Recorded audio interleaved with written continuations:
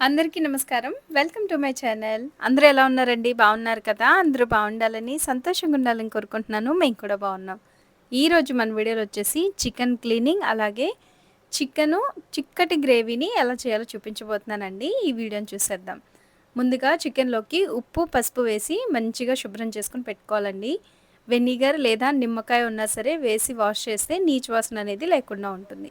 ఇందులో గల్లుప్పుని వేసుకొని 1కి 2 సార్లు ఒక్కొక్క పీస్‌ని బాగా రబ్ చేసుకోవాలి. ఎందుకంటే వాళ్ళు చికెన్ షాప్‌లో కొట్టినప్పుడు ఆ దుంగకున్న చెక్క ముక్కలు కూడా ఒక్కొక్కసారి వచ్చేస్తా ఉంటాయి.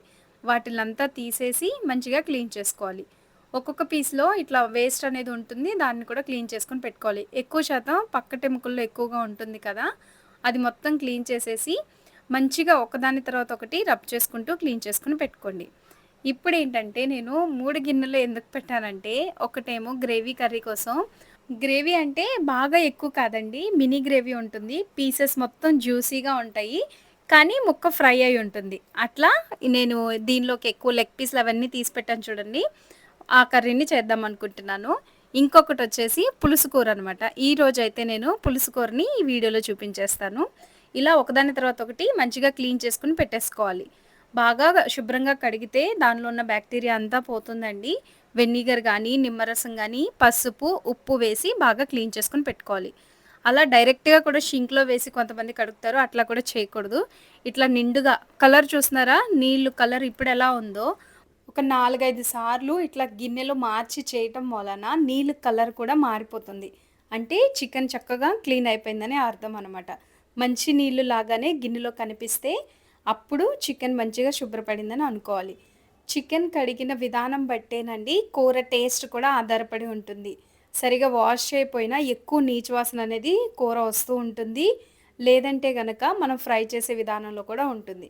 చూస్తున్నారు కదా! నీళ్ళు కలరు ఎంత క్లీన్‌గా ఉన్నాయో అప్పటి వరకు కూడా మనం కడిగి పక్కన పెట్టేసుకోవాలి. ఇప్పుడు 2 మిక్స్ చేసేసానండి. ఎందుకంటే దీనిలో వచ్చేసి నేను ఫ్రైకి నేను చెప్పాను కదా! మినీ గ్రేవీ చేస్తానని. వాటిలికి సంబంధించిన లెగ్ పీస్‌లు అవన్నీ ఇందులో వేసేస్తున్నాను. ఇప్పుడు నార్మల్‌గా పక్కటెముకలు, కొంచెం బోన్‌గా ఎక్కువున్నవి పులుసులోకి వేస్తాననమాట. ఇలా వేరు వేరు పాత్రల్లో వేసేసిన తర్వాత కూరను ప్రిపేర్ చేసుకుందాము. అన్నట్లు మనం క్లీన్ చేసేది కూడా పెద్దపాటి గిన్నెలో వేసి క్లీన్ చేయండి. అంటే ఖాళీగా ఉండాలనమాట. చెయ్యి ఆడేంతగా ఎక్కువ నీళ్లు పట్టేటట్లు చూసుకొని క్లీన్ చేసుకోండి. అప్పుడు కూడా మంచిగా క్లీన్ అయిపోతాయి. ఇప్పుడైతే పులుసు కూరని ఎలా తయారు చేయాలో చూపించేస్తాను. ఈ చికెన్ వచ్చేసి నేను కేజీన్నర తీసుకున్నానండి. చిన్న చిన్న ముక్కలుగా కట్ చేసుకోండి మీకు అవసరమైతే.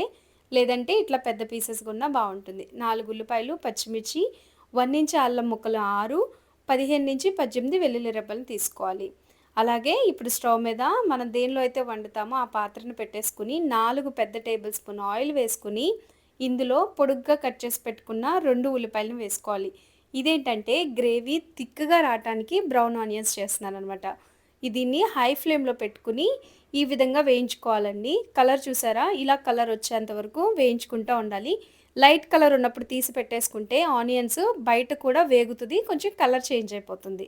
ఇదే ఆయిల్‌లో చిన్న మసాలా, కొంచెం దాల్చిన చెక్క, లవంగాలు, కొంచెం బిర్యానీ ఆకు, ఒక ఇలాచీని కూడా వేసేసుకొని ఇందులోకి 2 ఉల్లిపాయల పేస్ట్‌ని కూడా వేసుకోవాలి. ఆ 2 ఉల్లిపాయలొచ్చేసి బ్రౌన్ ఆనియన్స్ కోసం. ఈ 2 మాత్రం మెత్తటి పేస్ట్ లాగా చేసుకొని ఇందులో వేసేసుకొని వేయించుకోవాలి. దీనిలోకి కొద్దిగా కరివేపాకును కూడా వేసి వేగిన తర్వాత ఇందాక నేను చూపించిన అల్లం వెల్లుల్లి పేస్ట్‌ని కూడా వేసుకోవాలి. ఎప్పుడైనా సరే పేస్ట్ చేసినప్పుడు మనం మసాలా అది బాగా మెత్తగా చేసేయకుండా ఇట్లా కొంచెం బరకగా ఉంటేనే అంటే కోర్స్‌గా బ్లెండ్ చేసుకుంటేనే కూర రుచి అనేది బావుంటుంది. ఇప్పుడు అల్లం వెల్లుల్లి పేస్ట్ కూడా పచ్చివాసన పోయిన తర్వాత చిటికెడు పసుపును కూడా ఈ స్టేజ్‌లో వేస్తే కూర కలర్ అనేది మంచిగా వస్తుంది. అలాగే నీచు వాసన కూడా రాకుండా ఉంటుంది. ఇప్పుడు ఇందులోకి కొంచెం వేయించుకున్న తర్వాత మనం శుభ్రంగా కడిగి పెట్టుకున్న కేజీన్నర చికెన్‌ని కూడా వేసేసి ఈ మసాలా మొత్తం మంచిగా పట్టించుకుని హై ఫ్లేమ్‌లో పెట్టుకుని ఇక్కడ మూత పెట్టబాకండి. హై ఫ్లేమ్‌లో పెట్టి బాగా వేయించుకోవాలనమాట. నీళ్లు పైకి వచ్చేంత వరకు ఆ వచ్చినవి ఇంకిపోయేంత వరకు కూడా వేయించుకుంటా ఉండాలి. ఇలా దగ్గరకొచ్చేసిన తర్వాత మీ రుచికి తగినంత ఉప్పు, అలాగే రుచికి తగినంత కారం వేసుకోవాలి. 3-4 టేబుల్ స్పూన్ దాకా కారం పడుతుంది. అర టేబుల్ స్పూన్ దాకా కొంచెం జీలకర్ర పొడి, అలాగే ధనియాల పొడిని కూడా వేసుకోవాలి. ఇక్కడొచ్చేసి గ్రేవీ కొంచెం ఎక్కువ కావటం కోసం కొద్దిగా కొబ్బరి ముక్కలు తీసుకున్నాను. 5 కొబ్బరి ముక్కలు, 1 టేబుల్ స్పూన్ దాకా గసగసాలను తీసుకొని మెత్తటి పేస్ట్ లాగా చేసుకోవాలి. కారం వేసిన తర్వాత ఈ మెత్తటి పేస్ట్‌ని అందులో వేసేసుకోవాలనమాట. ఎందుకంటే మనం వేయించం కాబట్టి వీటిల నుంచే గ్రేవీ అనేది మంచి థిక్‌గా వస్తుంది. కొబ్బరి ఫ్లేవర్ కూడా చికెన్‌లో చాలా బావుంటుంది. ఇప్పుడు నూరి పెట్టుకున్న మసాలా ముద్దను కూడా ఇందులో వేసేసి, ఇందులోకి 2 మీడియం సైజు టమాటోలను కూడా గ్రైండ్ చేసుకొని పెట్టుకున్నాను.